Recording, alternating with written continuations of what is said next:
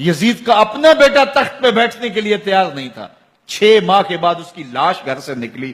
اس نے کہا کہ یہ تخت جو ہے وہ آل رسول کے خون پہ بنا ہے, میں اس پہ نہیں بیٹھوں گا. رسوا ہو گئے. اور یزید جس کو زوم تھا کہ میں اتنی بڑی سلطنت کا مالک ہوں, اس کو بچانا ہے, اس سلطنت نے اسلام کے لیے کیا کیا مجھے بتاؤ.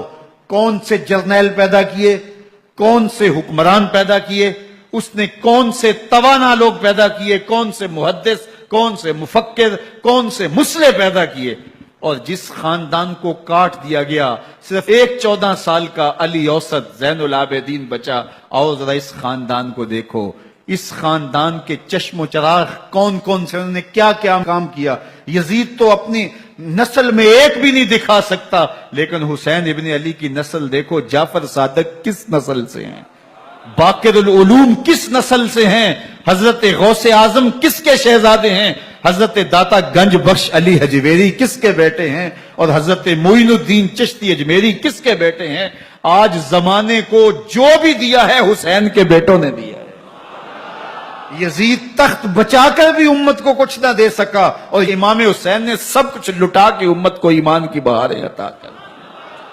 آج جہاں بھی ممبر و محراب کی رونق نظر آ رہی ہے, اس کے پیچھے حسین کا کوئی بیٹا کھڑا ہوا نظر آئے.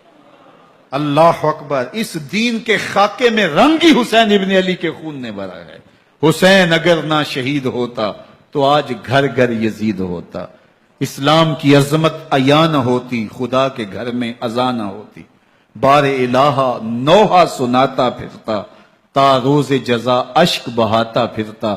امداد نہ کرتے اگر کربلا میں حسین, اسلام تیرا ٹھوکریں کھاتا.